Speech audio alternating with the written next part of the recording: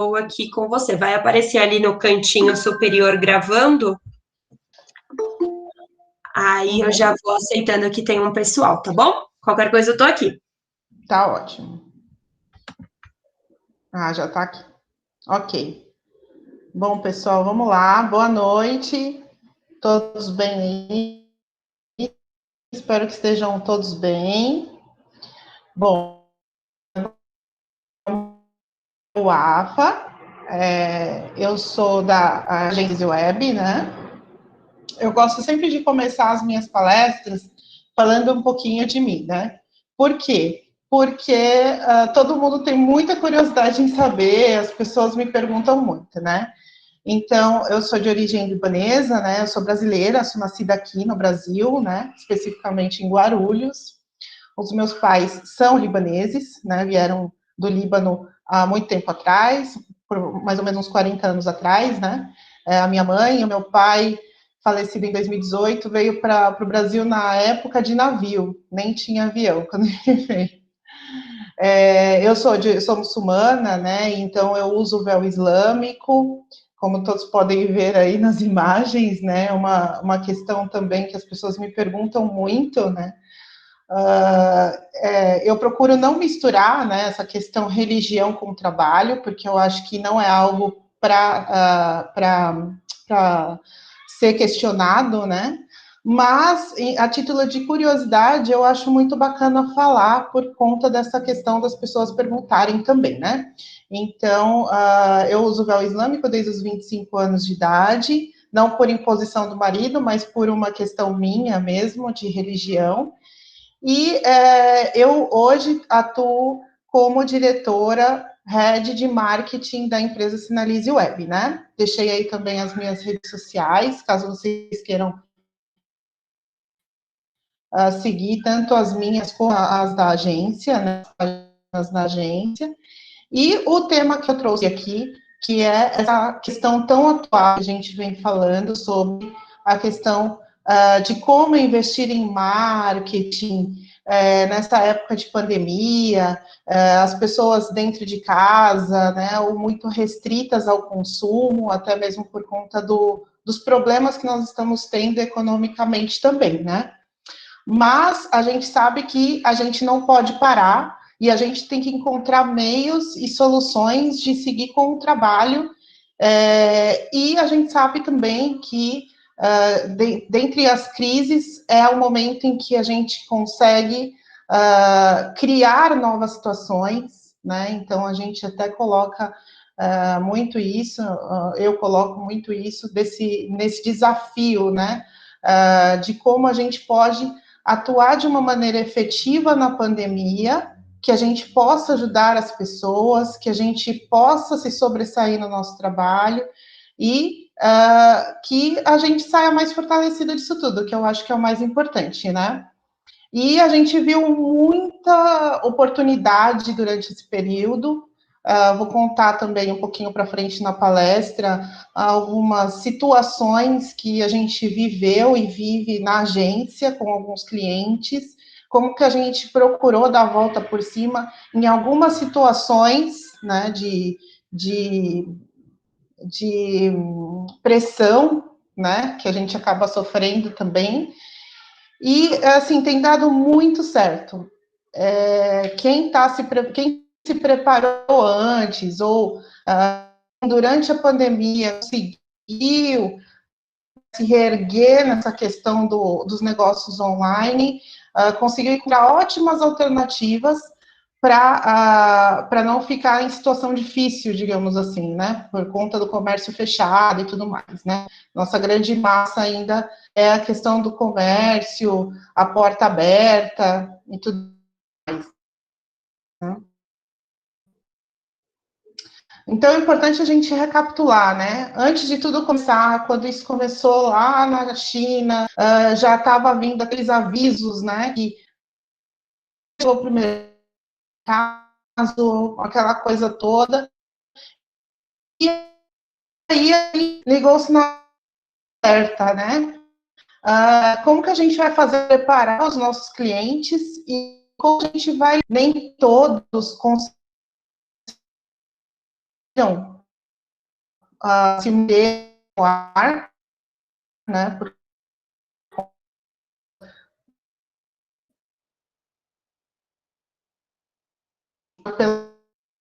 pelo físico e muito pouco pelo, né, calcanhar de Aquiles, né, para todo mundo, quando pinta qualquer crise, e aí muitos viram e falam, estamos em crise, então vamos parar, não é o momento, isso pode piorar ainda mais se eu investir, né? Então, o que a gente pensa, né? Que a gente não pode pensar dessa maneira, que a gente tem que se preparar. Peraí, agora a gente está passando por uma situação de crise, uma pandemia. Então, o que nós vamos fazer para a gente conseguir sair dessa e ainda melhor de como a gente entrou, né? E isso é possível, até mesmo pela história. A gente vê aí na história que nas grandes crises surgiram as grandes empresas, os grandes executivos, porque conseguiram se remodelar, né, diante da situação. E aí a gente vem para o novo normal, né? E olha que interessante, apesar dos pesares, apesar de tudo que vem acontecendo aí, nós tivemos os melhores meses da história em vendas no e-commerce brasileiro, né? Tivemos 8,2% de acréscimo de audiência. Por quê? Casas Bahia fechada, Magazine Luiza fechado, grandes marcas aí com as portas fechadas, isso ocasionou um aumento de audiência muito grande. A gente sabe que dentro da internet se torna muito democrático, tá? Essa fonte é da SimilarWeb, tá? Que é uma ferramenta que a gente consegue manipular vários dados, né, da internet, enfim. 39 milhões de acessos em site, ou seja, com esses grandes magazines fechados, pulverizou ainda mais e deu chance de crescimento para aquele que era pequeno. Então, quem soube aproveitar teve esse aumento de audiência aí estridente, né? Um dos maiores da história, né, do e-commerce brasileiro. E aí mudou um pouquinho o cenário, né, os números em relação aos acessos, né? Então, nós tivemos um aumento de mais de 60% aí no Google e outros buscadores, lógico, mais no Google, né, que hoje lidera. O Instagram, mais de 40%, dando 46,5% no pico. Facebook, que muita gente fala para mim, mas o Facebook morreu, né? É uma rede social antiga, desatualizada. Eu ouço muito isso, né? Todo mundo está muito focado ali no Instagram, e olha aí o Facebook, batendo junto ali com o Instagram, apesar deles serem serem a mesma empresa, o Facebook ainda é líder de audiência de todas as redes sociais. Então, a gente não pode fechar os olhos para isso, né? Indicação de amigos e conhecidos, né? Teve um aumento também, né? Opinião de outras pessoas, WhatsApp, TV, e-mail. O e-mail é algo que também me chamou muita atenção nesse gráfico. Por quê? Porque o e-mail na cadeia de marketing, ele geralmente é o último na parte de conversão, mas ele é o último por quê? Porque a gente trabalha a base de gente, né? Não espalha para uma massa, para um público grande. Então, a gente não pode desconsiderar, né? E aí, jornais, revistas impressos, rádio, TikTok também teve esse aumento interessante, né, durante a pandemia, SMS de texto, mensagens de texto, né, então, ocasionou essa mexida aí no mercado digital, super positiva, né, e quem pensou, agora não é o momento de investir, acabou, né, metendo os pés pelas mãos nesse caso aí. E aí o perfil do novo consumidor, isolado, ouve mais as redes sociais e consulta os buscadores, né? Então, eu quis ilustrar como o perfil dos consumidores está hoje.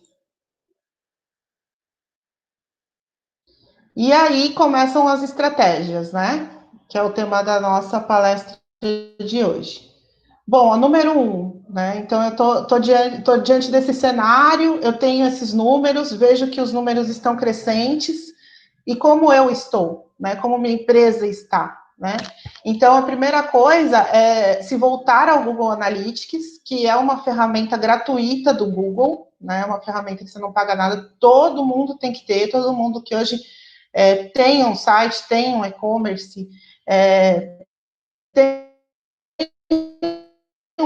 um negócio online, ele tem que ter metas, né, métricas muito bem configuradas para poder entender,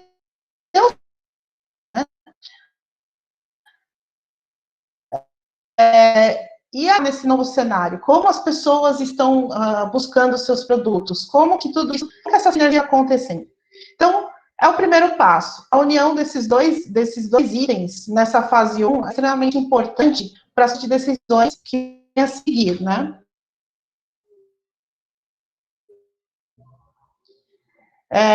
E aí, né, aqui, entenda as campanhas que deram melhores resultados durante a pandemia e sobreponha com o criativo que pode derivar diversos ganchos.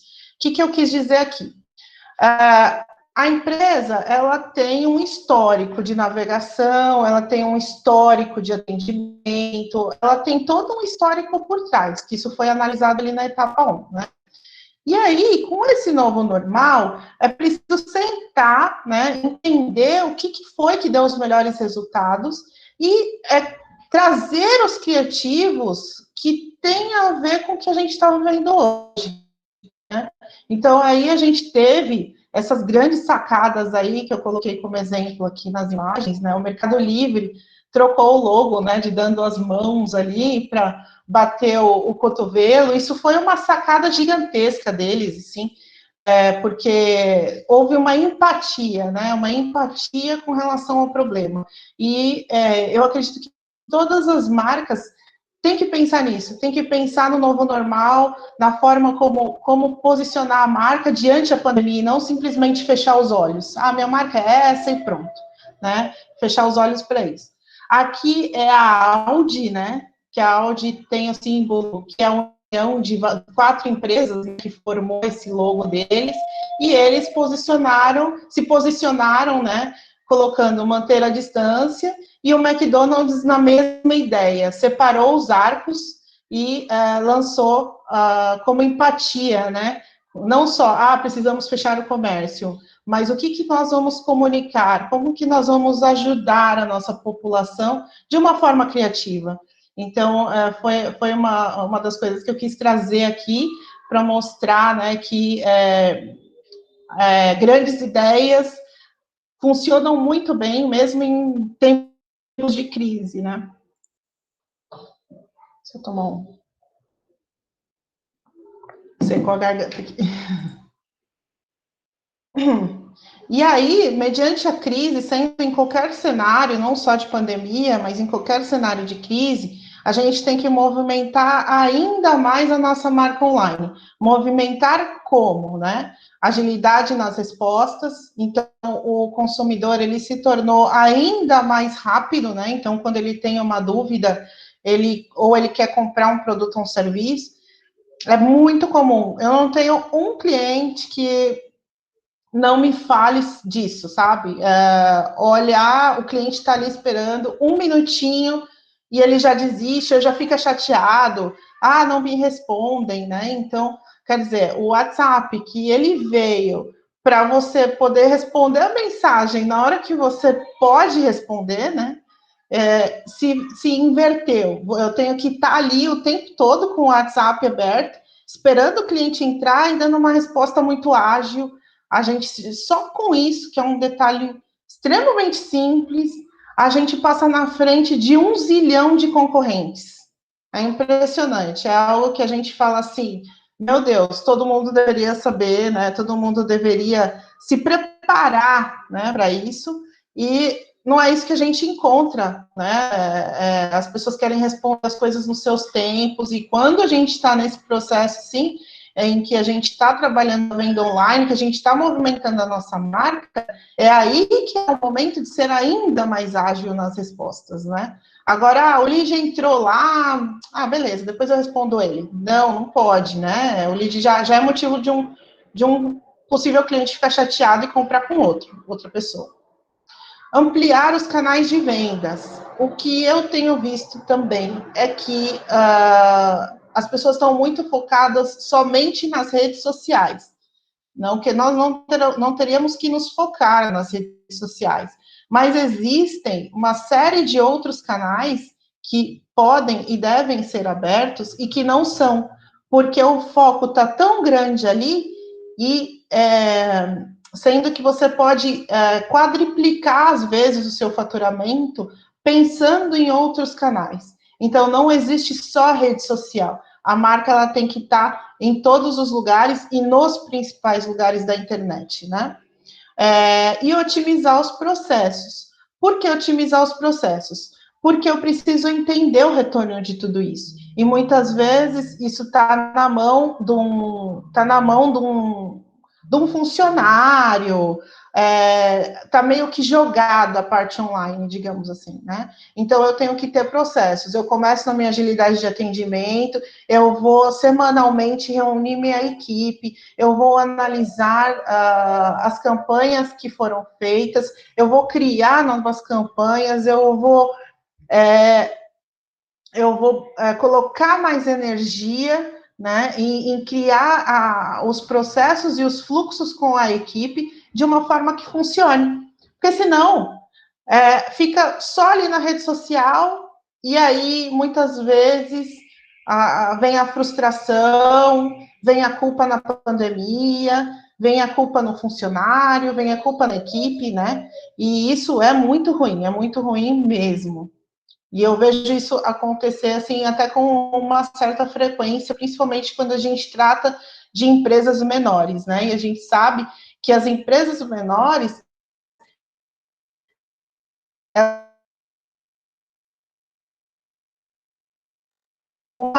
maior número o maior número, na geral, é algo que a gente precisa se atentar para não ter erros, né? Um outro item bem importante também é a precificação estratégica e ágil, né? Por quê? Porque o meu produto, meu serviço, tem oferta todos os dias de. E eu não estou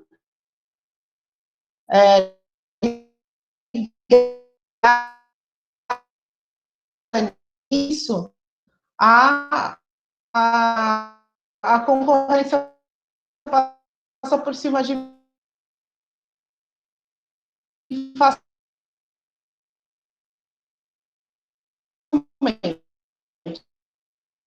muito posso investir, eu quero muito trabalhar online, quero abrir um e-commerce, eu quero começar essa nova jornada, você me ajuda, né? E aí, quando a gente começa nessa parte de precificação, a gente vê que as pessoas se perdem muito, né? Se perdem muito por quê? Porque não sabe definir exatamente aquela questão dos 4 P's do marketing, né? Que é o preço, produto, praça, e aí, o que acontece? Tá, defini meu market share, que é minha praça, beleza, quero atender São Paulo. Eu vou trabalhar com um produto que tem uma grande concorrência, né? Então, se eu vou trabalhar com um produto que tem muita concorrência, obviamente, eu vou ter que trabalhar preço. Eu tenho que trabalhar preço, meu preço tem que ser competitivo, né? E aí vão ter os canais de vendas que vão ser destinados para aquele determinado produto que está vendendo, que está sendo vendido. No caso, quando eu vejo que não existe uma estratégia de preço, ou o preço está alto, ou coisa assim, eu sempre sugiro que trabalhe com produto exclusivo. Porque o produto exclusivo é algo que você pode ter uma lucratividade maior, né? E você pode atingir um market share grande também, que você concorre com grandes marcas, só que o consumidor ali sabe que aquele produto não é facilmente encontrado, né? Então, ele sabe que ele vai ter aquele produto ali, praticamente, só ali. Por mais que ele procure, é difícil dele achar, né? Então, essa é uma estratégia muito bacana usar quando o empresário percebe que ele não consegue trabalhar ou não conseguiu uma negociação boa com o seu fornecedor. Porque o fornecedor é tudo, né, no processo de vendas. Ele tem que ser um ótimo parceiro, porque quando você começa a crescer o teu negócio, que você começa a escalonar, que você muda de patamar, aí é a hora que a gente vê quem são os verdadeiros parceiros que estão com a gente, né? Se o fornecedor vai me atender para não ter problema com a abertura de saque no marketplace, se o fornecedor vai me entregar os produtos que não dão tanto problema, porque começa a dar muito problema, produto ruim, começa a dar muito problema de reclamação, abertura de saque, e aí o nome pode queimar, etc., né? Então, a equipe antenada é o que aqui, porque é a equipe que acaba ajudando muito, a equipe de ponta, a equipe do comercial acaba ajudando muito nessas questões. Fazer a pessoa que está cuidando da parte de produto ou de compras, perceba de uma maneira muito rápida o que está acontecendo ali, para poder ter uma mudança de estratégia rápida ali na precificação para continuar as vendas acontecendo, né?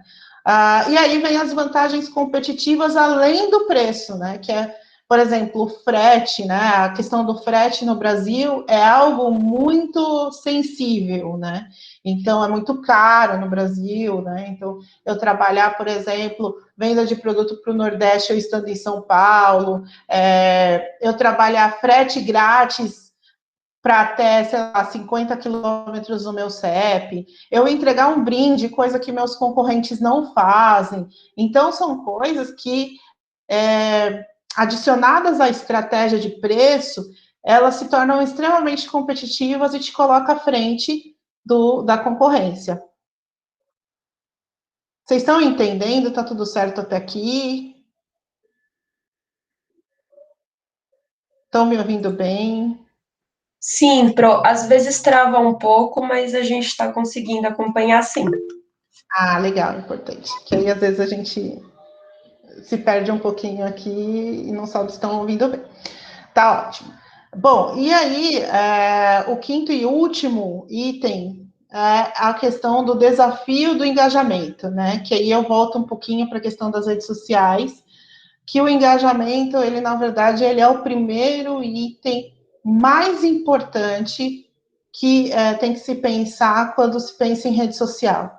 O que é o engajamento? É você dizer para a rede social que o público, que o conteúdo que eu estou colocando, o meu público está gostando. Então, quando eu vou fazer alguma campanha patrocinada, eu consigo ter anúncios de melhor qualidade, né? Eu consigo trazer clientes de forma orgânica através das redes sociais. Por quê? Porque o meu conteúdo é muito interessante. Então, o meu conteúdo é muito acessado, o meu conteúdo é muito lido, né? O meu conteúdo gera tráfego. Então, não só ficar na rede social, mas levar links da rede social para fora, né? Levar links da rede social para o meu e-commerce, para o meu conteúdo de blog, se for o caso. Tudo isso é extremamente importante. A gente sabe que fazer links patrocinados gera de maneira rápida, né? Então, mas assim, não podemos nunca esquecer da questão do engajamento, porque o engajamento ele traz uma, como eu posso dizer, ele traz uma base, ele traz uma qualidade para a sua rede social, né? Ou passa a ler que seu conteúdo é relevante, né? Então, isso é muito importante.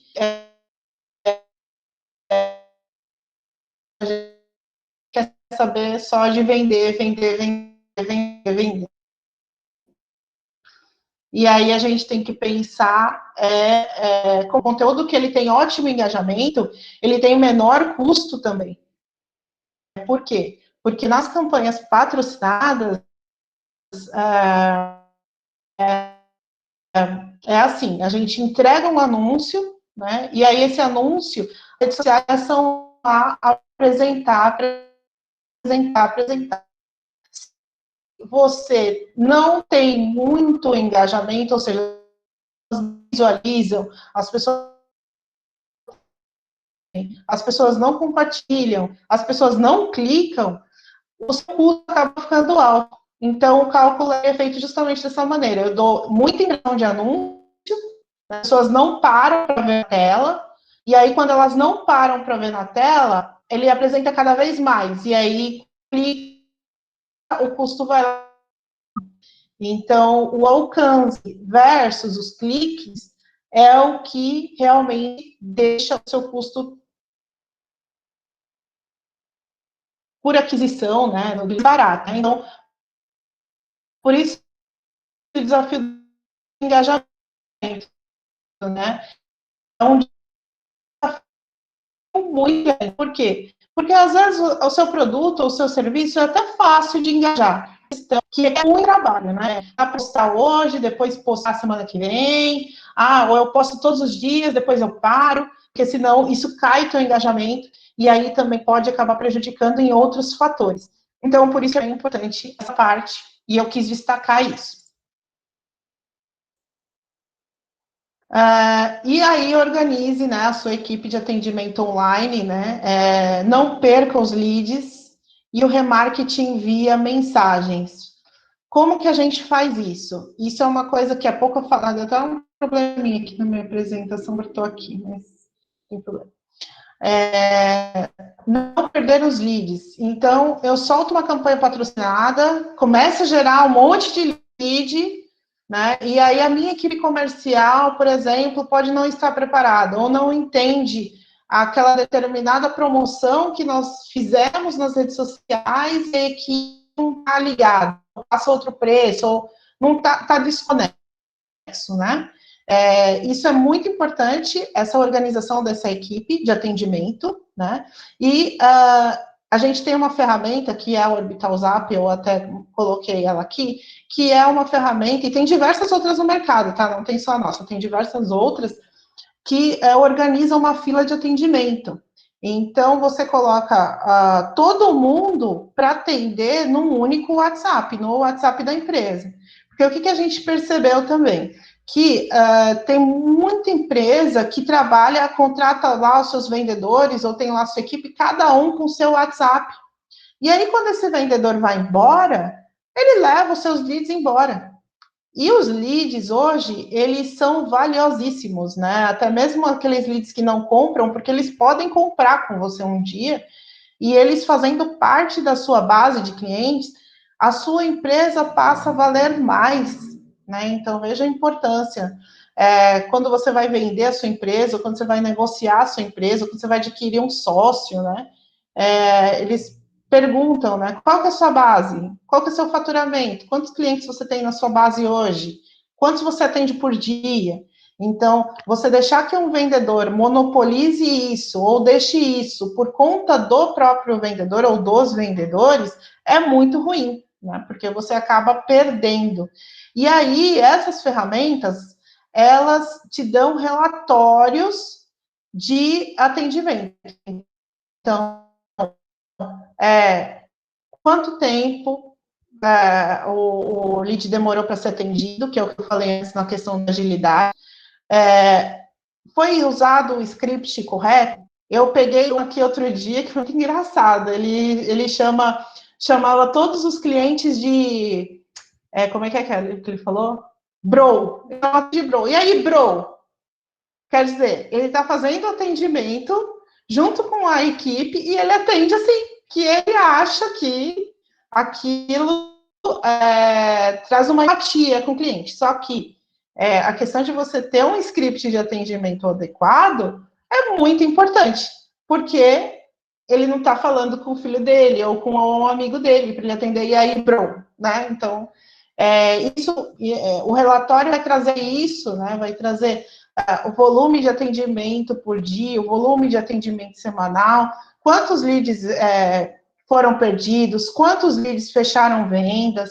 Então, isso tudo tem que estar na mão para tomada de decisões, né? Até mesmo para alimentar um CRM, o CRM ter lá mais detalhes sobre o cliente, poder fazer esse retargeting, né? Ah, não fechou por quê? Não fechou porque o preço era alto, não fechou porque não gostou do produto. Aí depois você tagueia tudo isso, e aí você faz as ações de remarketing. Eu quero pegar os que não fecharam por preço, porque os que não fecharam por preço, eu tenho uma condição melhor hoje.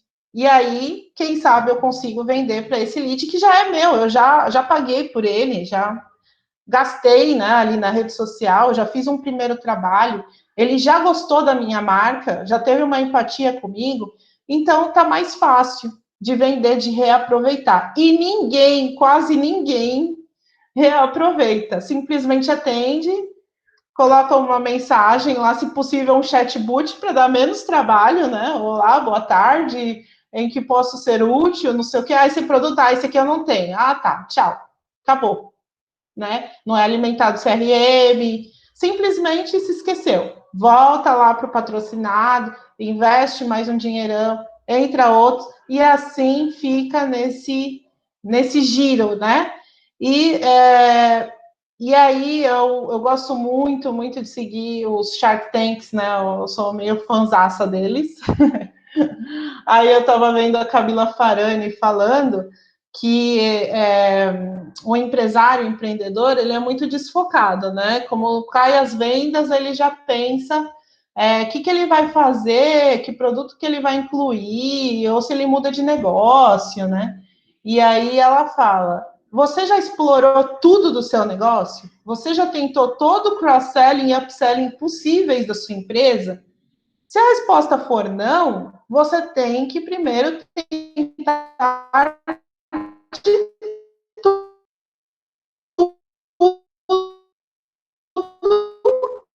de novo de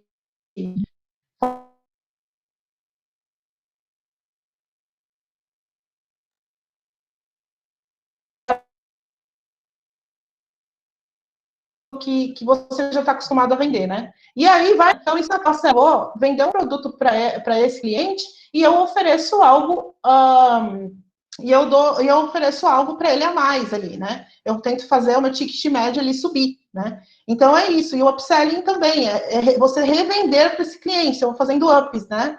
Vou acrescentando também mais produtos e vou fazendo up com esse cliente. Então é isso. Essa parte do atendimento ele vai ajudar demais se você conseguir implementar essas coisas, né? Já vi empresas aí ter aumento de mais de 30% no faturamento. Tem empresas que assim, aumentaram bem o faturamento só com essas ações. Ações de usabilidade de site também, eu fico muito espantada às vezes, porque às vezes é uma coisinha que você tá, ou ajusta um funil, coloca um botão no local certo, faz algumas ações assim e monitora isso, e depois você percebe o retorno que isso dá.